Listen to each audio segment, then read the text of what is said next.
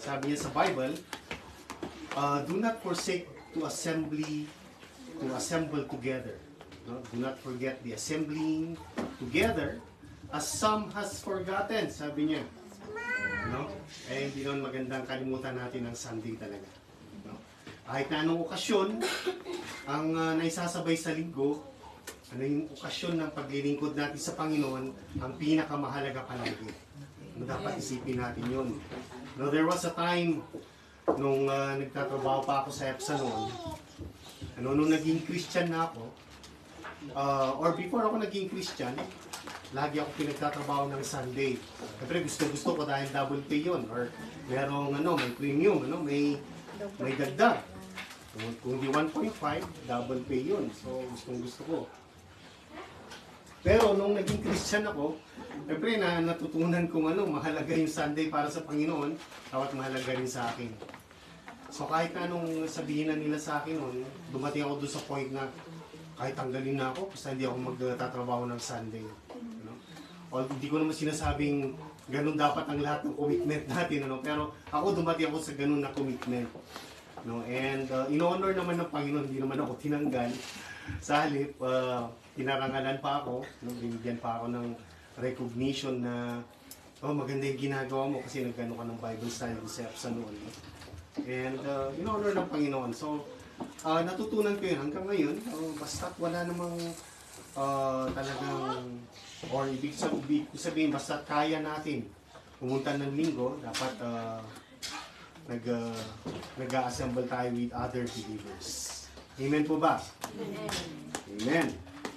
So habang inaayos ko yung presentation, sabi ko, kagabi inaayos ko yung presentation, tuwing mag-preach ako ng BGH, sabi ko, parang lagi ako walang presentation. Nung last na gumawa ko ng presentation, wala namang internet dito, hindi na i-present yung PowerPoint. Kagabi na naman, gumagawa naman ako ng Mahina bang wifi or what? Hindi naman. Ayan, na-send sa email. So, hopefully magagamit ko ngayon yung presentation ko first time. Pero anyway, bago tayo magsimula, gusto kong magsimula ulit tayo ng panalangin, praise and worship. Gusto ko manalangin pa ulit tayo minsan sa Panginoon. Hingi lang tayo ng tulong sa Kanya. I want you all to bow down your heads. Let's pray. Hallelujah. Lord God, our Father, we thank you, Lord. We worship you, Lord. Ito po ang aming ginagawa mula paggising namin, Panginoon, ng umaga. Ikaw ang iniisip namin. Dahil linggo ngayon, Panginoon, Ikaw ang iniisip namin na makapaglingkod kami sa iyo. At ngayon nga, Panginoon, binigyan mo kami ng pagkakataon na makinig ng iyong salita. Bigyan mo rin kami, Panginoon, ng kakayanan na makita namin ang sinasabi mo at maunawaan namin sa aming mga puso ang mga salita mo, Panginoon. At Lord, ang iyong banal na spirito na lagi namin kasama, Panginoon, ina-acknowledge namin, Panginoon, na siya magtuturo sa amin. Maraming salamat sa lahat ng biyaya mo, Panginoon. At muli, ikaw po ang makita sa aming kalagitnaan. Ikaw po ang matanyag, ikaw ang mataas, Panginoong Diyos, sa mukha ng aming Panginoong Hesus, sa pangalan ng aming Panginoong Hesus. Ang lahat ay magsabi ng Amen. Amen. Bilang isang pastor, ako, higit sa lahat, gusto kong nag-preach ng Christmas.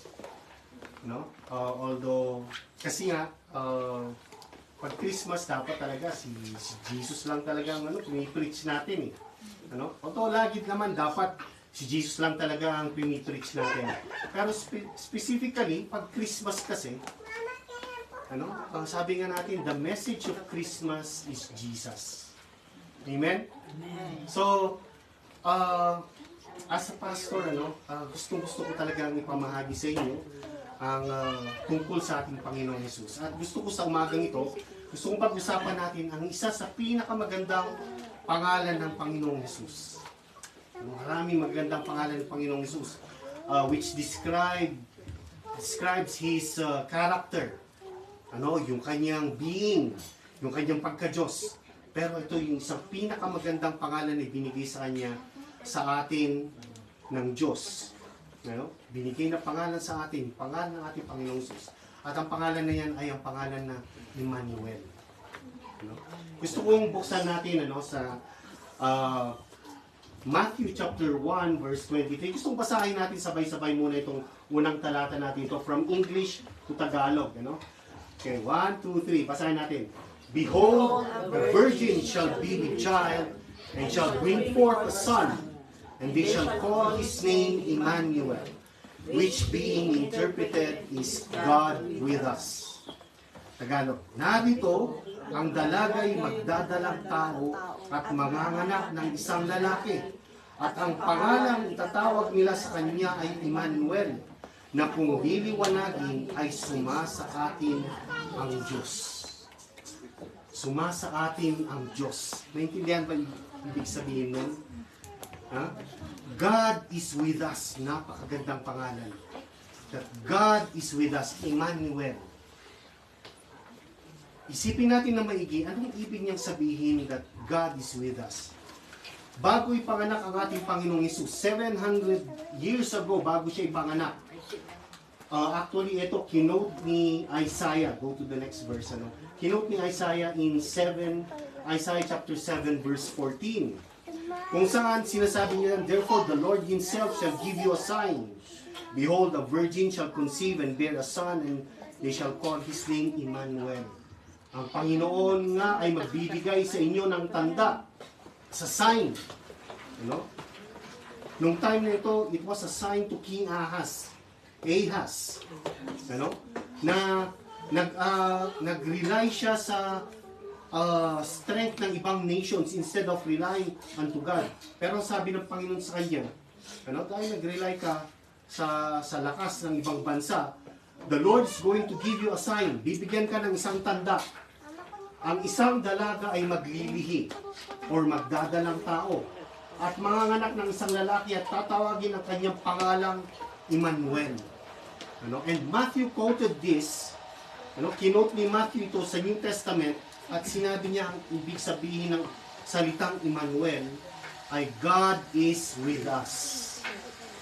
Sabihin nga natin yun, sumasa atin ang Diyos. Sumasa atin ang Diyos. Sumasa atin nga ba talaga ang Diyos? Amen.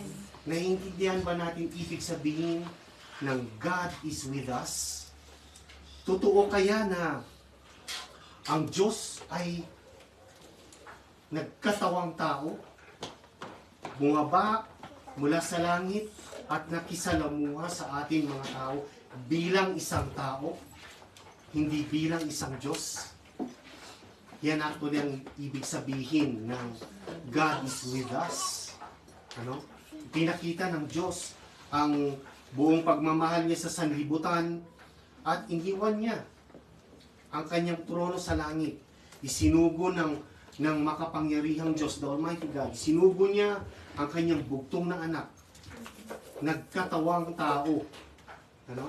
Nagkatawang tao. Last Sunday, actually, inumpisan ko gumawa ng series patungkol dito sa pagdating ng Christmas. Last Sunday, I preach about the blessedness of Mary. Ewan ko kung may nakapanood sa inyo, kung hindi nyo pa napapanood, napapakinggan yung preaching na yun. It is the blessedness of Mary. Kasi bakit?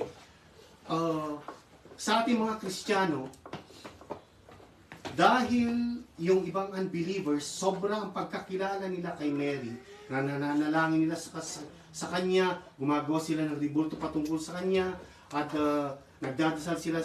Parang tayo mga Kristiyano ngayon, binaliwala natin si Mary masyado.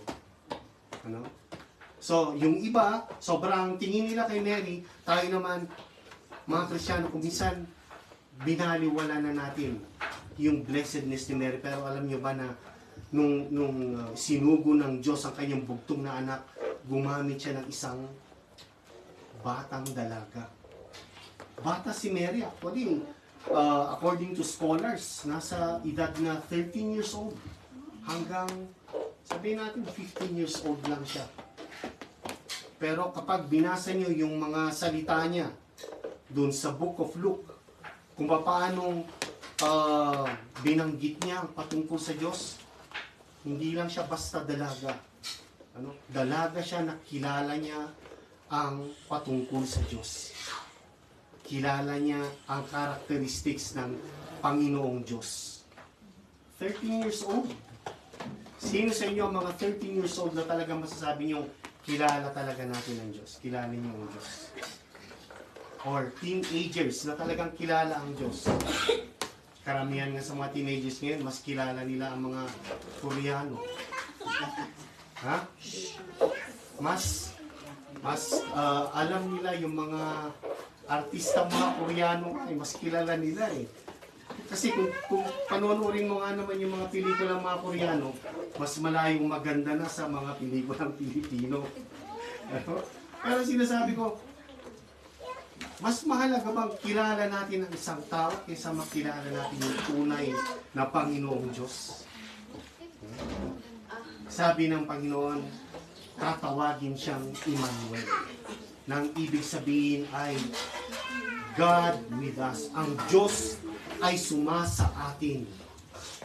Ang Diyos ay sumasa atin. Nangako ang Panginoong Hesus bago siya umakyat ng langit. Nangako siya sa kanyang mga disipulo. Sabi niya, actually, mas magandang wala ako. Mas magandang aalis ako. Dahil kung hindi ako aalis, hindi darating sa inyo ang banal na spirito. Nalungkot ang mga disipulo. Bakit? Mas mahalaga nga. Mas mahalaga ba na wala talaga ang Panginoong Jesus sa amin? Sabi ng Panginoon, marami akong gustong sabihin sa inyo pero hindi nyo maunawaan ngayon. Pero darating ang pangako ng Diyos. Ang banal na spirito at mauunawaan nyo. Actually, the God is with us. Nung isinugo ng Panginoong Diyos, ang Panginoong Jesucristo, nagkatawang tao siya, diyan nagsimula na ang Diyos ay makikilala ng bawat tao. Kasi ang mga tao, pag sinabing Diyos, actually, Israel lang noon, ang unang talaga nakakilala sa Panginoong Diyos eh. Pero ano pagkakilala nila? Kilala na lang nila ang Diyos na isang spirito na sumasama sa kanila. Sa araw, in a pillar of cloud. Kapag gabi naman, in a pillar of fire. Sumasama sa kanila ang Diyos. Nagbibigay ng mga maraming miracles. Ganun lamang nila nakikilala ang Diyos. Nung magsimulang magpakilala ang Panginoong Diyos sa buong sanlibutan, ang pagkakilala ng karamihan ng mga tao sa Panginoong Diyos ay siya yung isang Diyos na mahabang balbas, mahabang buhok, puti, nakaupo sa trono, nakaganyan ang kanyang mga kamay, at tinitingnan niya bawat tao. Pag nagkamali ka, magagalit siya. Ganyan ang tingin ng mga tao sa Diyos. Ganyan din ang tingin natin minsan sa ating buhay. Amen po ba? Nakita niyo ba ang Diyos na ganun? Na nakaupo siya sa kanyang trono, tinitignan niya kapag nagkamali ka, hindi ka mabibless. Pag nasiraan ka ng sasakyan mo sa daan, dahil alam mo, meron kang ginawang kasalanan, pinarusahan ka ng Diyos. Kapag may nagkasakit sa pamilya ninyo, ang iniisip natin, meron tayong ginawang kasalanan. Kaya pinaparusahan tayo ng Diyos. Marami tayong laging ibinibintang sa Diyos. Pinagbibintangan natin ang Diyos kapag merong hindi maganda nangyari sa atin. Laging Diyos ang may kasalanan. Kung hindi ang Diyos, yung demonyo. Pero kahit yung demonyo may kasalanan, kumisan sinasabi pa rin natin, inalaw ni Lord. Inalaw nga ba ni Lord? O talagang kapalpakan talaga natin, kaya tayo nagkaganon. Yan ang isang dahilan kung bakit ibinigay ng Panginoong Diyos ang kanyang bugtong na anak. Kung bakit sumaatin ang Diyos para makilala natin kung sino talaga yung Diyos na yun. Yung Diyos na bumaba mula sa kanyang trono sa langit, hinipo niya ang mukha ng isang ketongin na tao. Hinawakan niya yung mukha ng isang taong may ketong. Wala pang gamot sa ketong noon. Hinawakan niya sa mukha. Yung mga kamay na yun, may mga dumi sa kuko. Yung yung Diyos na nagpagaling o nagpakain ng maraming tao. Ano? Nasubukan niya ring mapagod, nasubukan niya ring mapuyat, nasubukan niya ring magutom. Ipikinakita ng Diyos na kahit sa lahat ng yun na dinanas ng Panginoong Hesus, pinapakita ng Panginoong Hesus kung sino talaga ang Diyos. Kaya, God is with us. Ang Diyos ay sumasa atin. Sa umagang ito, gusto kong bigyan ng diin or bigyan ng pansin, kung ano talaga yung ibig sabihin ng pangalan ng Emmanuel. Ano ang mystery nito? Ano ang katotohanan na bumabanga ang Diyos? May nakakita na ba sa atin sa Panginoong Hesus? Wala pa. Hindi pa natin siya nakikita face to face. Pero sabi sa Bible, we have not seen Him but we love Him. Why do we love Him? It is because we believe in the things that we cannot see. Amen? Dahil nananampalataya tayo na merong ang Diyos na sumasa atin. Then go to the next slide. Ganito sinabi ni John about the truth and the mystery of Emmanuel. Yung katotohanan at kababalaghan o ano ba ang tawag natin sa mystery na yon ng Emmanuel, ng the God who is with us. Sabi niya in John chapter 1 verse 14, at nagkatawang tao ang verbo. And the Word was made flesh. The Word there, ang verbo, ay ang Panginoong Jesus. Ang Panginoong Diyos. And the Word, at nagkatawang tao ang verbo at tumahan sa gitna natin at nakita namin ang kanyang kalwalatian. Kalwalatian gaya ng sa bugtong na Ama. Napuspos ng biyaya at katotohanan.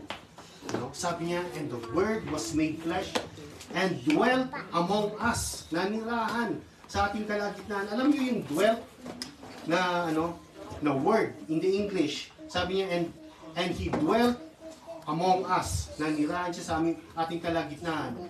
In the original meaning nito, ang ibig sabihin ng dwelt is tabernacle. Tabernacle, nanirahan talaga. Nakuha ng Tagalog translation, yung word na dwelt. He tabernacled with us. Nanirahan siya sa atin. Kaya nga, kung patungkol sa Christmas or ang pag-uusapan yung birthday ng ating Panginoon, mas lumalabas na ang kapanganakan talaga ng Panginoong Jesus ay in the Feast of Tabernacle. Alam niyo ba yung Feast of Tabernacle falls on in the middle of September hanggang sa middle ng October. So nandun, from September, sa calendar natin ng Gregorian, from September 15 to October 15, nandun yung kapanganakan ng Panginoong Hesus. Ano yung sineselebrate ng December 25? Actually, kung titignan natin, dito talaga siya dito siya, kumbaga, kinausap ng anghel, nilikha, parang ganon. Kung 9 months, from December hanggang 9 months, aabot nga ng September to October in the Feast of Tabernacle. Kaya, in the original sense, and the Word was made flesh and tabernacle with us. Nanirahan siya sa atin, pero ang ibig niya sabihin, lumalabas na dun siya pinanganak. He tabernacle, nakipanirahan siya sa atin. Yun ang isang katotohanan doon. Pero, dahil tayo sa question na tayo bang mga Kristiyano, hindi dapat mag-celebrate ng Christmas? Hindi. We are to commemorate. We are to remember Him. Na merong isang panahon na ang Diyos sa sobrang pagmamahal niya sa atin, sinugo niya yung kanyang anak. Dumating ang kanyang anak at nanirahan sa ating kalagitnaan. Ganito sinasabi in Philippians, Go to Philippians. Philippians chapter 2 verse 5 to 8. Sabi niya dyan, magkaroon kayo sa inyong ng pag-iisip na ito'y na kay Kristo Jesus din naman. Na siya, bagamat nasa anyong Diyos. Si Jesu Kristo, bagamat siya ay nasa anyong Diyos, ay hindi niya inaring isang bagay na nararapat panangnan ang pagkapantay niya sa Diyos. Next. Kundi bagkus tinimpi niya ito. Doon sa ibang translation kasi hinubad niya eh. Nahuhubad ba ang pagka-Diyos? Damit ba yung pagka-Diyos? Hindi.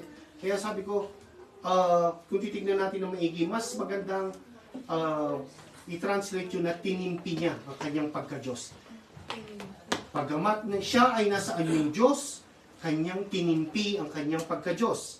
Sabi niya, at nag-anyong alipin na nakitulad sa mga tao. At palibhasay na sumpungan sa anyong tao, siya ay nagpakababa sa kanyang sarili, na nagmasunurin hanggang sa kamatayan. Oo, sa kamatayan sa krus.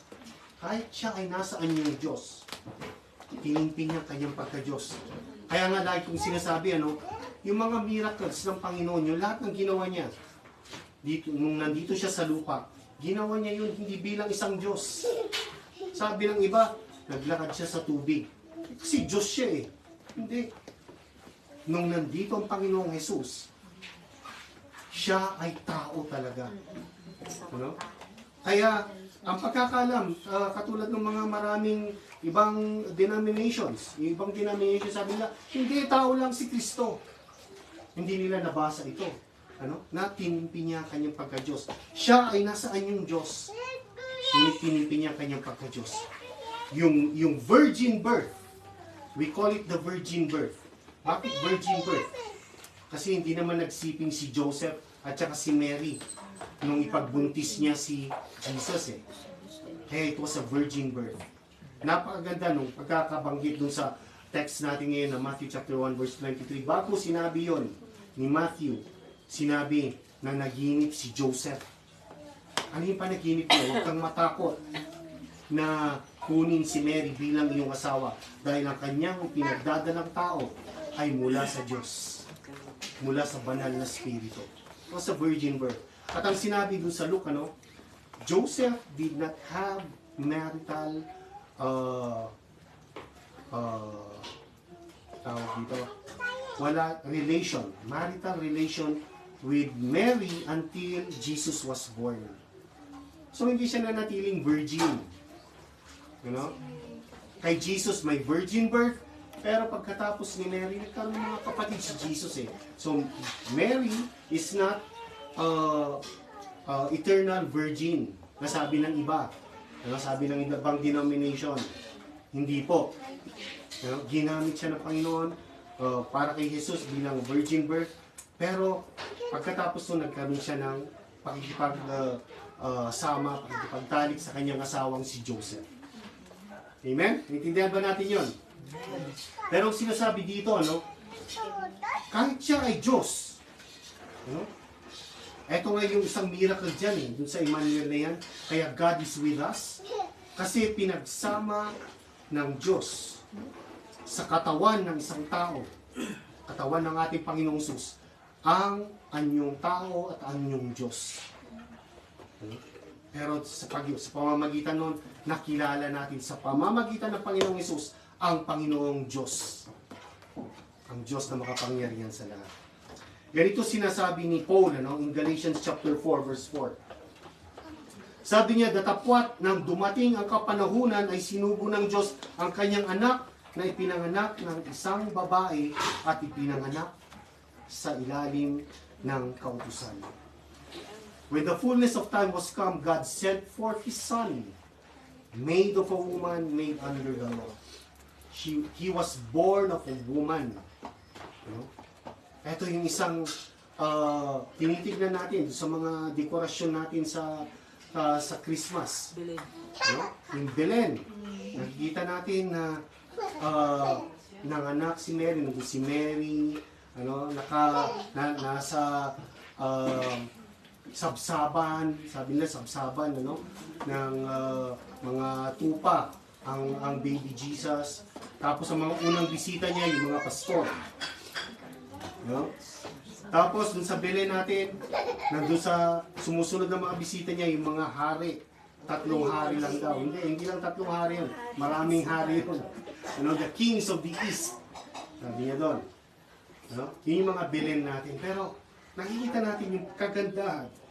Nung dumating yung tamang kapanahunan, sabi niya, sinugo ng Diyos ang kanyang anak.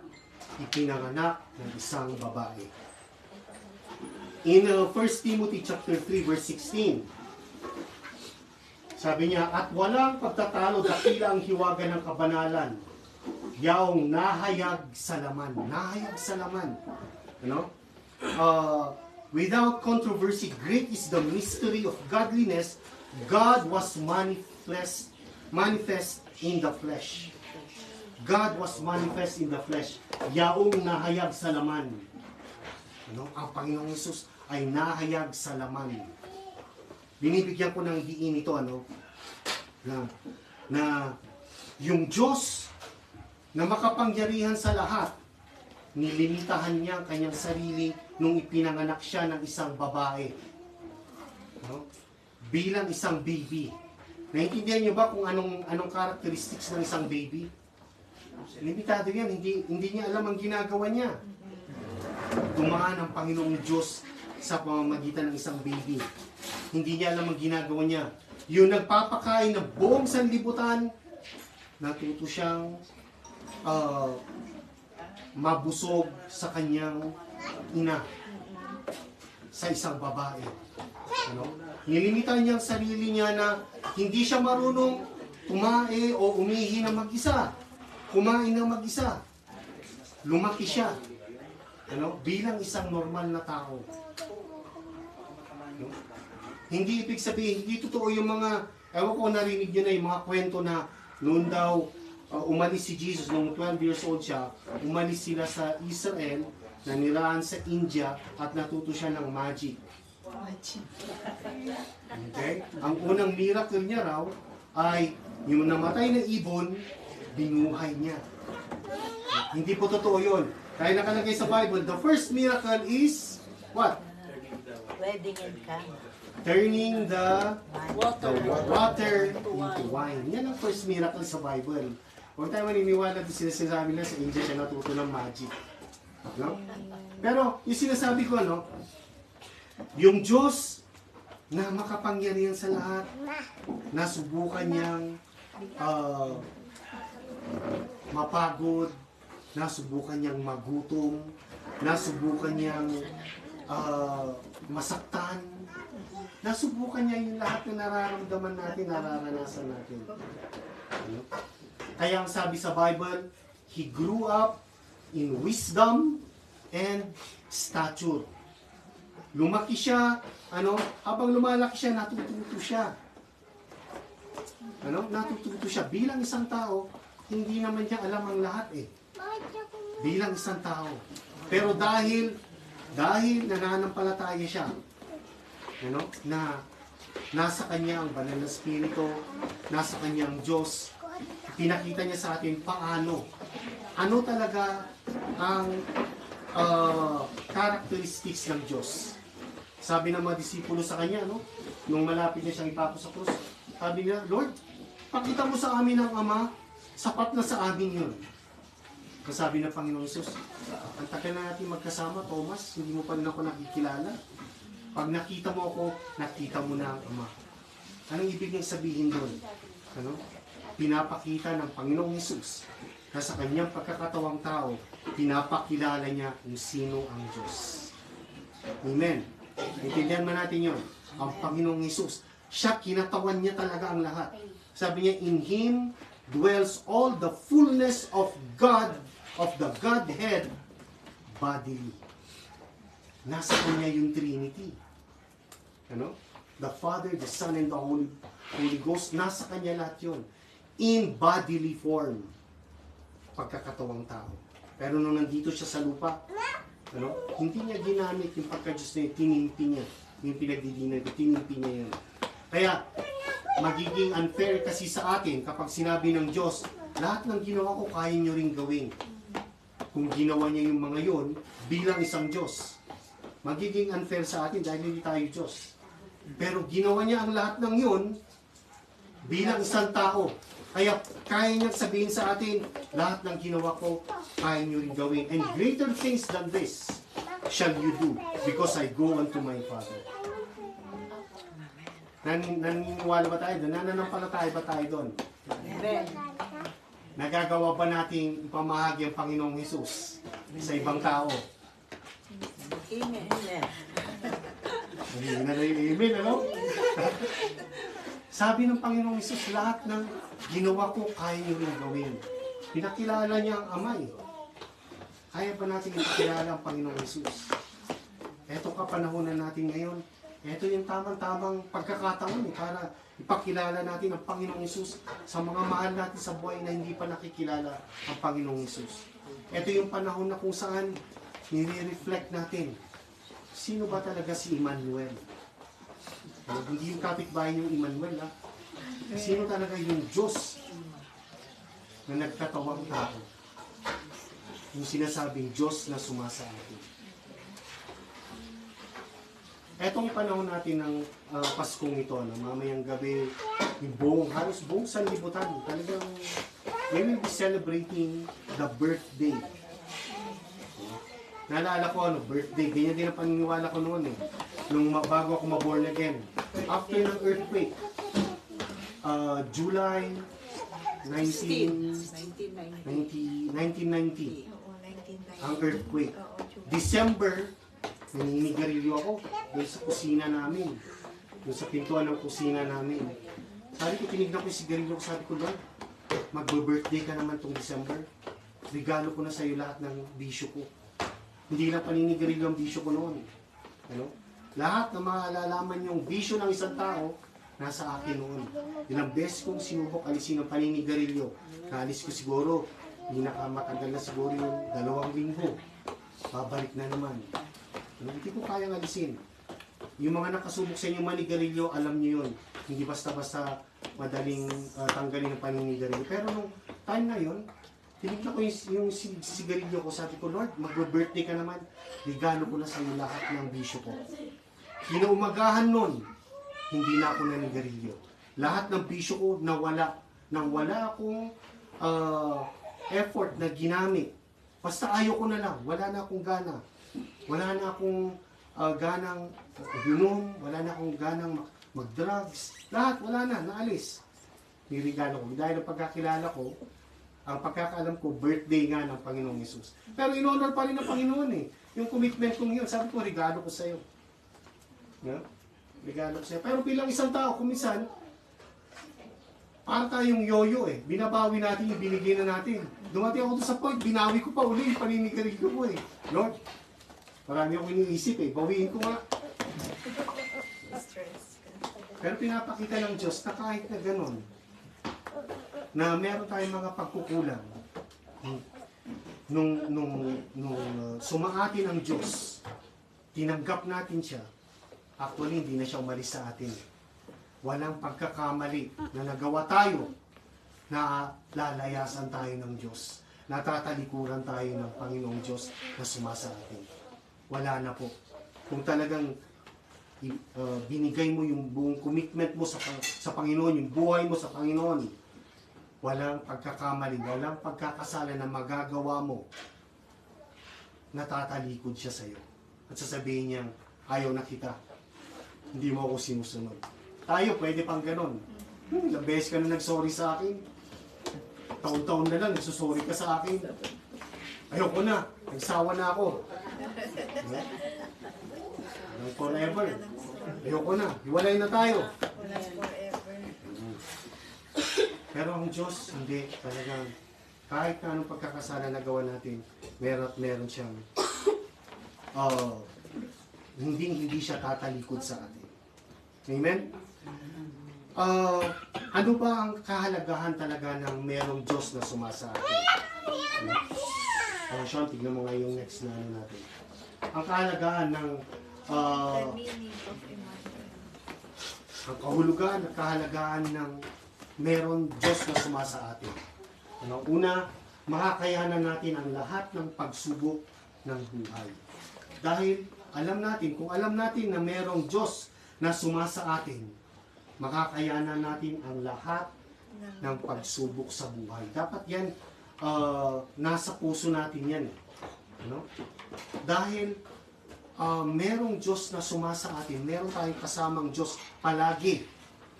Kahit na anong pagsubok, makakayanan natin. Dahil sinabi niya, we are overcomers. And hindi lang overcomer, more than overcomer. Ibig sabihin, kahit na anong pagsubok yan. Ano? Kahit na anong klaseng depression yan. Sabi na walang pinipilang depression. Ano? Namatay daw si Ronaldo Bantes dahil sa pa ako, no? Dahil na-depress daw siya. Depressed daw siya. Pero kung alam niya na mayroong Diyos na sumasa kanya, kaya nga itong sinasabi ko may Kristiyano bang dapat ma-depress? Meron bang Kristiyano dapat ma-depress? Kung ang buhay mo talaga, nananampalataya ka sa Panginoong Diyos na sumasa iyo, sumasa atin. Tingnan mo ngayon next verse. Hebrews chapter 13 verse 5 and 6, sabi niya, mangilab kayo sa pag-ibig sa salapi. Mangagkasiya kayo sa inyong tinatangkilik, sapagkat siya rin ang nagsabi, sa anumang paraan na hindi kita pagkukulangin, sa anumang paraan ni hindi kita pababayaan. Ano pa ating masasabi? Ng buong tapang, ang Panginoon ang aking katulong, hindi ako matatakot anong magagawa sa akin ng tao. Hindi ko masyadong ramdam sa Tagalog, pero pakinggan nyo sa English. Sabi niya, let your conversation or your manner of living be without covetousness, and be content with such things as you have. For he has said, I will never leave you nor forsake you. So that we may boldly say, the Lord is my helper, and I will not fear what man shall do unto me. Hindi ako matatakot kung anong gawin ng tao sa akin. Dahil alam kong hindi ako iiwanan ng Diyos at pababayaan ng Diyos. Dahil merong Diyos na sumasa atin, makakayanan natin kahit na anong pagkukulang, kahit na anong pangangailangan. Dahil sabi niya, ako ang magbibigay. Hindi kita iiwanan. Kaya sabi niya, huwag tayong maging covetous. Mangilad kayo sa pag-ibig sa salapi. Huwag puro pera. Hindi yun ang pinakamahalaga. Mahalaga ang pera, amen? Yes. Pero hindi yun ang pinakamahalaga. Because what if you shall gain the whole world and then lose your own soul? Walang kapantay yun. So sabi niya, go to the next verse. In Psalms 27 verse 1, ang Panginoon ay aking liwanag. The Lord is my light at ang aking kaligtasan and my salvation. Kanino ako matatakot? Ang Panginoon ay katibayan ng aking buhay. Kanino ako masisindak? Kaya ba nating sabihin yun? Kanino ako matatakot? The Lord is my light and my salvation. Ano sabi niya? Whom shall I fear? Whom shall I fear? Of whom shall I be afraid of? Kanino ako matatakot? Wala dapat tayong katakutan. Go to the next verse. Sabi niya in Psalms 118, the Lord is on my side. Ang Panginoon ay kakampi ko, hindi ako matatakot anong magagawa ng tao sa akin. Lagi niyang sinasabi, maraming verses, maraming scriptures. Actually, ang haba kasi nito Marami akong scriptures na hindi na sinama dahil yung slides na ginawa, umabot na ng 20 slides. Sabi ko, laki na nito. Kung lalay ko lahat yung verses. Pero, if you know your Bible, kung alam niyo yung mga salita ng Panginoon, alam niyo na lagi niyang sinasabi, kasama ko kayo, kasama niyo ako, hindi ko kayo iwanan, hindi ko kayo pababayan, huwag kayong matatakot kung anong kaya gawin ng tao sa inyo. In Isaiah chapter 43, sabi niya, pag ikaw ay dumaraan sa tubig, ako ay sasa iyo. At sa mga ilog ay hindi ka tatakpan niyaon. Pag ikaw ay lumakad sa apoy, hindi ka masusunog. O magniningas man ang alab sa iyo. When you pass through the waters, I will be with you. And through the rivers, they shall not overflow you. When you walk through the fire, you shall not be burned, nor shall the flames scorch you.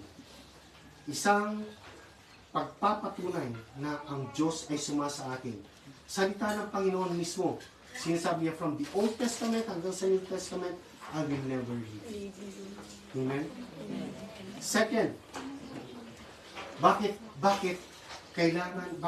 napaka-importante, anong ibig sabihin ng Emmanuel, na ang Diyos ay sumasa atin? Dahil sumasa atin ang Diyos, sabi niya may pag-asa tayong matutugon ang ating mga panalangin. No? Maraming beses kapag nananalangin tayo rin kasi ang sumisira ng ating panalangin. Kapag hindi dumating sa gusto nating oras yung hinihingi natin, wala na. Hindi, siguro, hindi gusto ng Panginoon na tugunin yung aking panalangin. Titigil na tayo doon. Pero ang sabi niya, turo ng Panginoon, kapag mananalangin ka, manampalataya ka na natanggap mo na. Bakit? Kasi merong Diyos na sumasa atin. Go to the verse. Sabi niya, in Hebrews chapter 4, verse 15, sapagkat tayo'y walang isang dakilang saserdote, for we do not have a high priest na hindi maaring mahabag sa ating kahinaan. Gusto kong bigyan ng diin yun. Sabi niya, in Hebrews chapter 4, sa English, sabi niya, for we do not have a high priest who cannot sympathize with our weaknesses, na hindi maaring mahabag. Yung mahabag dyan is to sympathize. Alam niyo ibig sabihin ibig sabihin ng word na sympathize o yung mahabag na yun, wala tayong isang high priest na hindi niya naranasan yung nararanasan natin. Ang sinasabi niya, kung ano yung sufferings natin, nararanasan niya rin yung suffering natin na yun. Na nararamdaman niya yung suffering natin na yun. Kung meron tayong dinaramdam, nararamdaman din ng ating high priest yun. Our high priest sympathize, sabi niya. He is sympathizing. He is suffering with us in our weaknesses. Ano yung weaknesses? Yung mga kahinaan natin. Nandun din siya. Nakikita niya. Alam niya yung mga kahinaan na yun. And still, sabi niya, kundi isa na tinukso sa lahat ng mga paraan, gaya rin naman natin, gayon may walang kasalanan. Sabi niya, we do not have a high priest who cannot sympathize with our weaknesses, but was in all points, tempted as we are, yet without sin. Nasubukan niya rin yung lahat ng kahinaan na yun. Nasubukan niya matukso. Pero, binato na lahat ng kalaban sa kanya, yung lahat ng tukso. In all points, tinukso siya ng kalaban. Yet, walang kasalanan. Hindi siya nagkasala. Sa atin, 2 darts pa lang tinatamaan sa atin, binabato sa atin ng kaaway. Bumibigay na tayo. Huwag niyo naman tignan na parang hindi niyo ginawa yun. Ha? Hindi pa binabato ng kaaway sa atin yung lahat ng darts niya, bumibigay na tayo. 2, 3 darts pa lang ang tumutusok sa atin, ay wala na, bumibigay na tayo. Ang sabi diyan, ang Panginoon naranasan niya lahat yun. Pero sabi niya, hindi siya nagkasala. Walang kasalanan. Pinakita ng Diyos. Kaya pinagdiinan ko kanina, nung nandito ang Panginoon, siya ay tao. Para makita natin, pinakita niya na kaya rin natin hindi magkasala kahit na pilitin tayo ng kaaway kung gugustuhin natin. Pero yung sinasabi ko, naranasan lahat ng Panginoon yun. Alam niya yung weaknesses natin. Naranasan niya yun. Kaya naintindihan niya eh.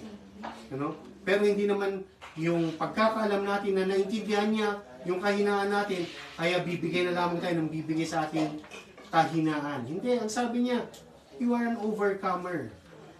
Amen? Amen. Are we an overcomer? Amen. Sabihin nga natin, I am an overcomer. I am an overcomer. I am more than an overcomer. I am more than an overcomer. Higit na mananagumpay, ang ibig sabihin. Nagtatagumpay tayo. Amen? Amen. Sa ngayon, siguro, nagsimula tayo sa 2 darts ng kahoy, bumigay tayo. Sa susunod, 5 darts na siya, di pa tayo bumibigay. No? Pang-anim, bumigay ka na naman. Bangon ulit, we are an overcomer. Hanggang sa maubos niya yung lahat ng darts niya sa atin, makikita niya, ay, oo nga, talagang hindi nga bibigay ito. Susubok na naman siya ng ibang darts. Siguro mas malaking pana or siguro disabog. No? Pero sabi niya dyan, na-experience niya lahat ng ating mga kahinaan. At nandoon siya.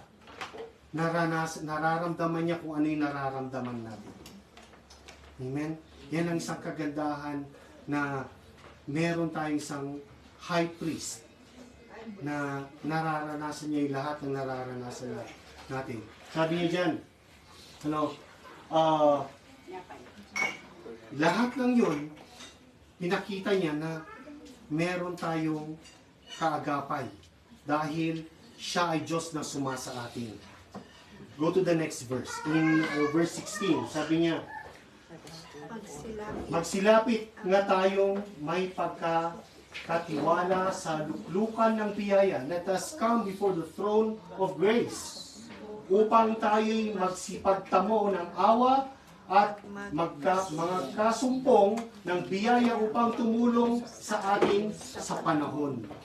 Let us come before the throne of grace that we may obtain mercy and grace in time of need. Help in time of need.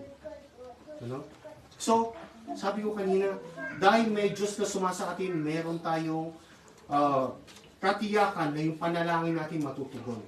Ano dapat ang panalangin natin? Humingi tayo ng awa at makasumpong ng biyaya, mercy and grace. Kanino tayo lalapit? Dun sa trono ng biyaya, in the throne of grace. Boldly, ibig sabihin ng boldly, confidently. Bakit ka confident? Bakit meron kang lakas ng loob na lumapit sa trono ng biyaya? Dahil may Diyos na sumasa atin. May kasama tayo. Paglapit natin sa trono ng biyaya, hindi tayo ang tinitignan doon. Ang tinitignan sa atin, yung Diyos na sumasa atin. Amen? Amen. Yung mga nagsasakripisyo in the Old Testament, pag may kasalanan sila year to year, every year, magdadala sila ng isang tupa o baka bilang sacrifice sa mga kasalanan nila.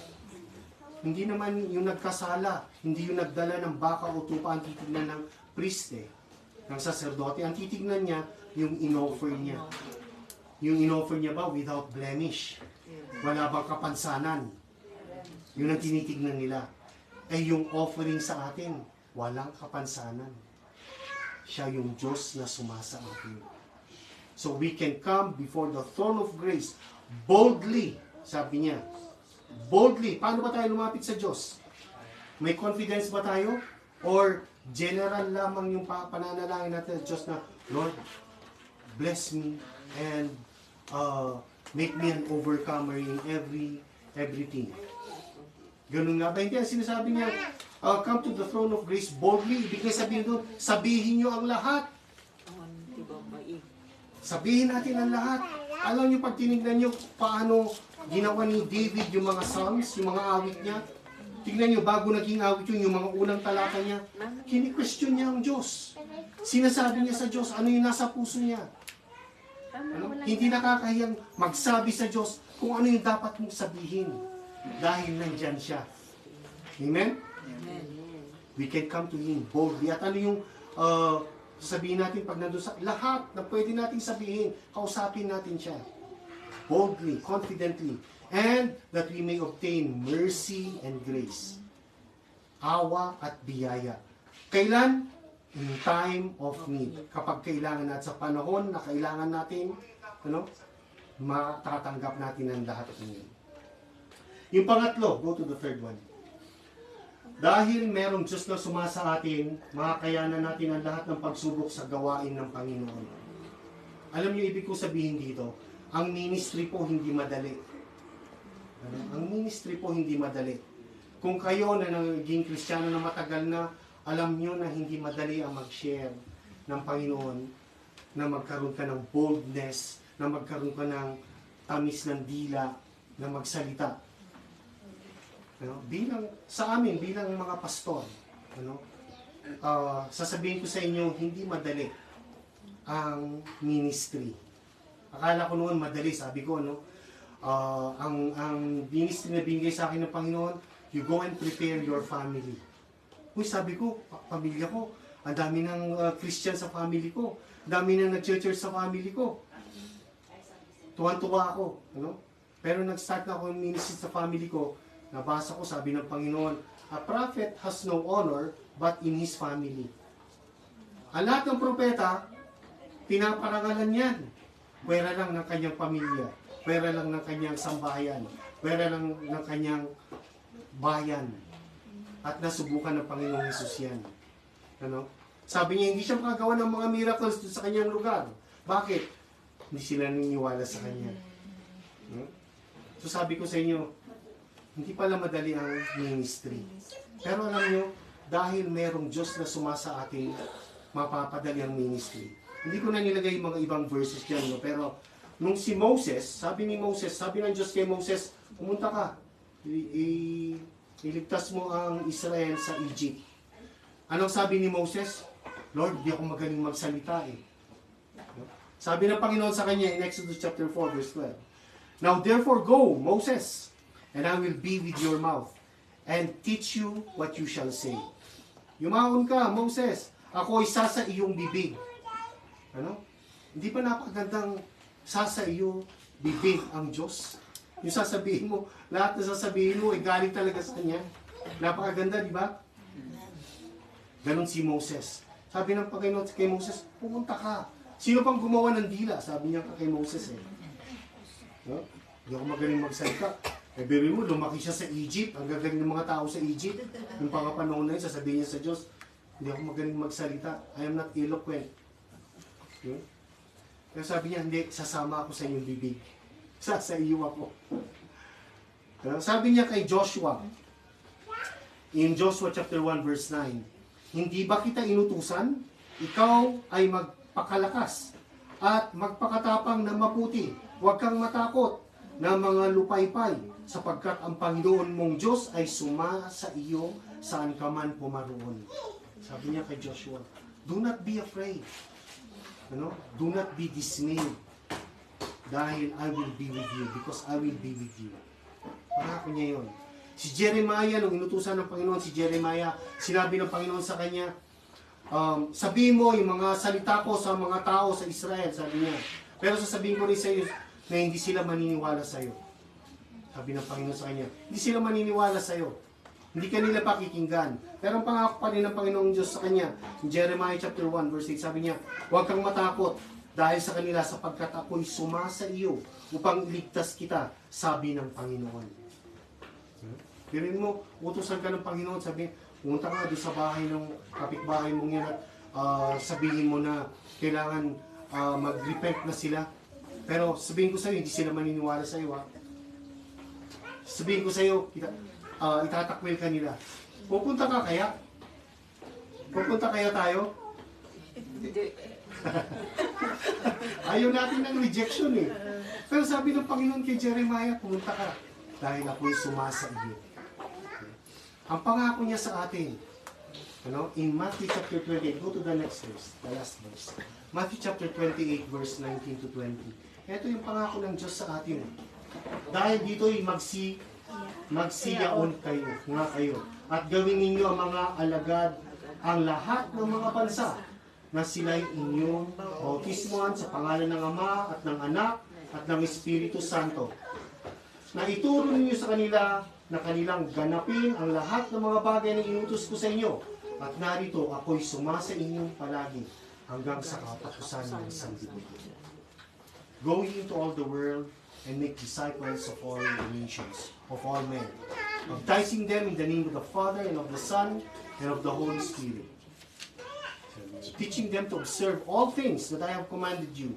And lo, behold, I am with you even to the end of ages. Amen. Yan pa sa pangako ng ating Panginoon sa atin when we are working in the ministry of the Lord. Kapag tayo'y naglingkod sa gawain ng Panginoon, Ano? Huwag po tayong matatakot dahil isang pangako ng Panginoon sa inyo, sa atin, siya ay sa atin. He is Emmanuel with us. He is the God who is with us. Ano? Kaya nga, sinasabi ko sa inyo, huwag kayong matatakot na tumayo sa pulpito. Hindi yung isang devotion namin nung mga nakaraan, ano, sabi ng isang ayaw niya raw tumayo sa pulpito dahil nagkakasala siya. No? Kung gano'n ang isipin ng lahat ng mga pastor, wala nang pastor. Wala nang tatayo sa pulpito. Naintindihan niyo ibig kong sabihin? Wala namang malinis eh. Sino bang naging malinis sa atin talaga? Pang-araw-araw na ginawa ng Diyos. Pero may biyaya ang Diyos. Amen. Amen. Binirigaluhan niya tayo ng katuwiran. The gift of righteousness. Ano? And every time we come to Him and say, Lord, I'm sorry, nagkasala ako. The Lord is always faithful and just to forgive you and to cleanse you from all unrighteousness. Palagi yun. Patuloy yun. Patuloy yun. Hindi natatapos yun. Yan ang ibig sabihin ng God with us.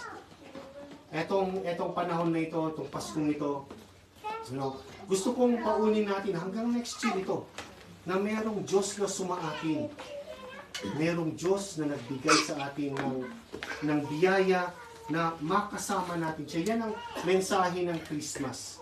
It is the Lord Jesus Christ. It is God giving us His Son. The message of Christmas is John 3:16. For God so loved the world, He gave His only begotten Son, that whosoever believes in Him will not perish, but will have everlasting life. Kung hanggang ngayon hindi pa natin naintindihan talaga ang ibig sabihin ng God is with us. Ito sinasabi ko sa inyo. God sent forth His Son to be with us so that one day throughout eternity we will be with Him.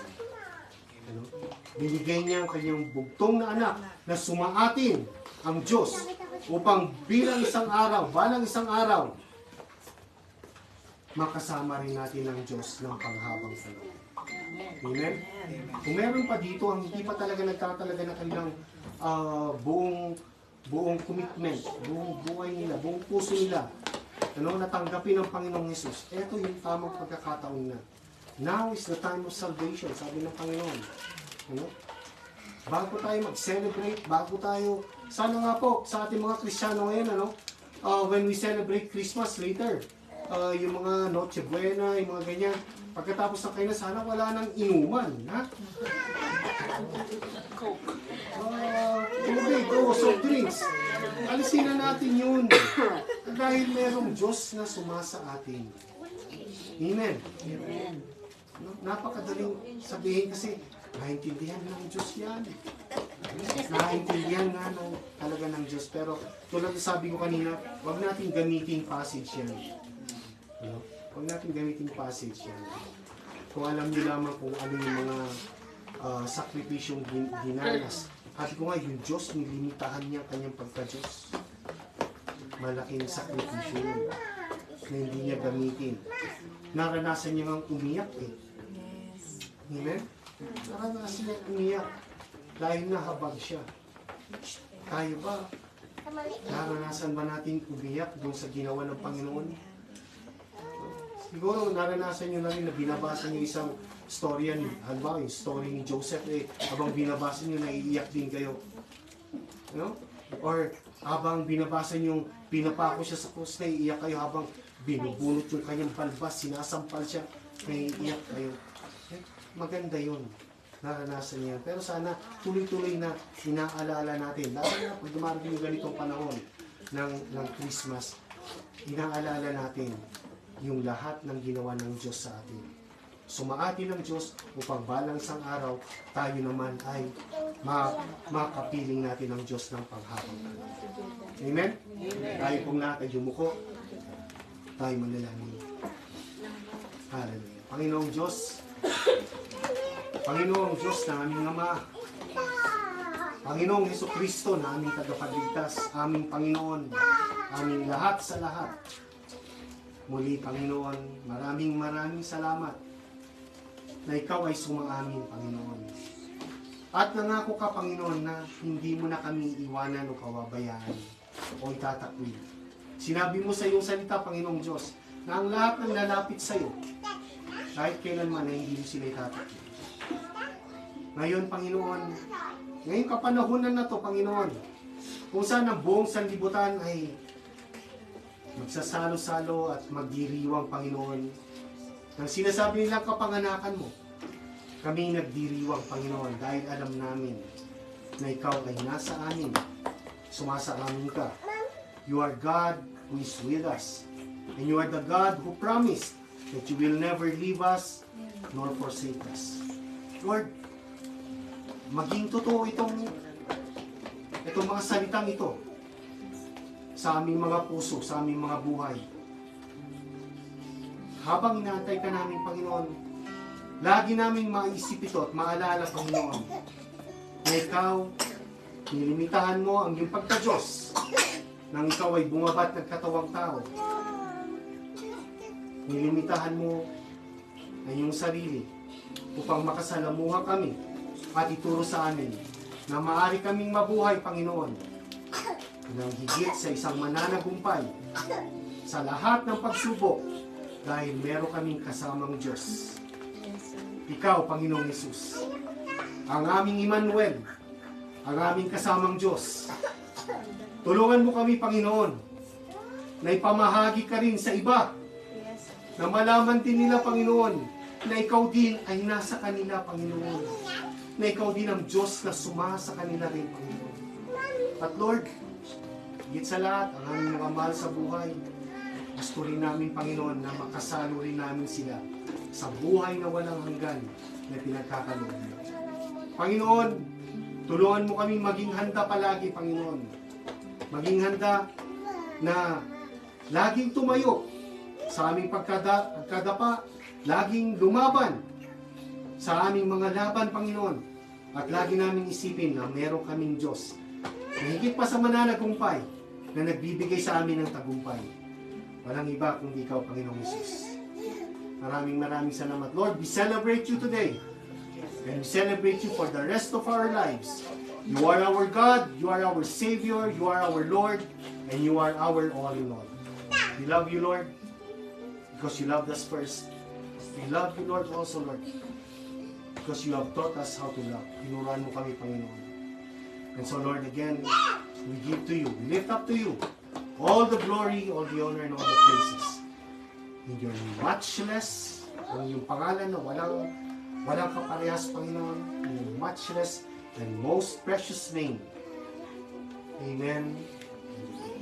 Maraming salamat. It's drippy.